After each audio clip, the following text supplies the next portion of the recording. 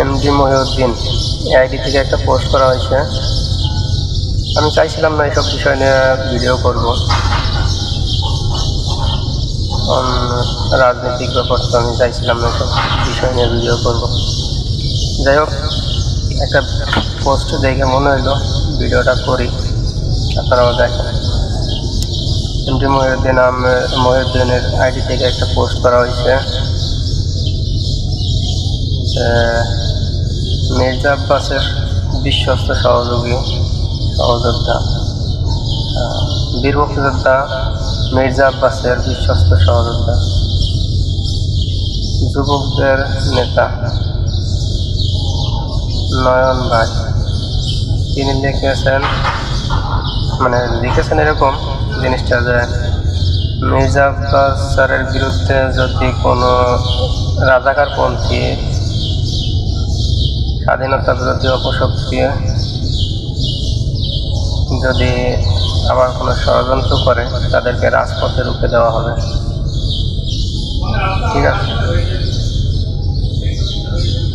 তো এই পোস্টের নিচে প্রত্যেকটা কমেন্টে আমি যতগুলো কমেন্ট দেখছি তাতে মনে হয় বাংলাদেশে কোনো বিএনপি বা কোনো আওয়ামী লীগ নাই, কারণ কোনো একটা কমেন্ট আমি পাইনি তাদের পক্ষে।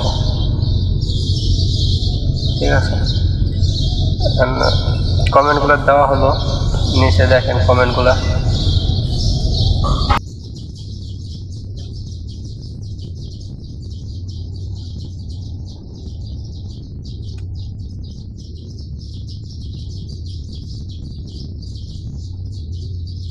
সামনে লিখছে, নয়ন সাহেব অনেক টেনশন করবেন না, আপনি এবং আপনার মতো যারা আছে তাদেরকে নিয়ে রাজপথ ধরে সোজা আপনার দিকে হাঁটা ধরুন। যত কষ্টই হোক, যত প্রতিবন্ধকতা আসুক, আপনাকে সেখানে পৌঁছাতেই হবে, কোনো কথা আপনাকে দাবিয়ে রাখতে পারবে না। ধন্যবাদ। তৌফিক ইসলাম লিখছে, নয়ন তামিলের সঙ্গে যুক্ত ছিল। সুরজ হোসেন মোল্লা লিখছে, বহিষ্কার হওয়ার দরকার নেই, খালেদা জিয়া বিএনপি নয়, লন্ডন থেকে এসেছে, বড় মতো চেয়ারে বসেছেন, তার কর্মীয় নেতাদের অবদান বহিষ্কার করার আগে চিন্তা করবে কয়জনকে নেতা বানিয়েছে। সেলিম ভুঁইয়া, মনে হয় ৭১-এর পর রাজাকার, এতে বলি তরুণ জাতীয় নেতা, সব দেখি পাগলের কারখানা। হাসান মাহমুদ লিখছে, সোহেল মিয়া লিখছে, আজ বাকিরা খেলা হবে। দেখেন প্রত্যেকটা কমেন্ট, একটা কমেন্টও তাদের পক্ষে। বেলাল ৮০ বছর জোট থেকে বিএনপি যখন জামাতকে রাজাকার বলে তখন নিজের মুখ নিজেই খায়। অসাধারণ লাগছে এই কমেন্টটা। তোদের অচেতনা দেয় জনতা তখন কি করে কাজে লুকিয়েছিলি, আমরা আওয়ামী লীগের আমাদের দেওয়া তখন দেখুন রাজাকার লিস্ট করে তাদের তখন যাওয়া আমরা এটা তোমার মুখটা গয় একটু ভালো করে দেখ, পাককে যে সাই দেয় সামান্য করা বলতাম না। মোস্তফা, চাটাচাটি করে কোনো লাভ নাই, প্রধানমন্ত্রী তো হইতে পারবে না, লেখাটা আমি বলে দিলাম প্রধানমন্ত্রী হইতে পারবে না।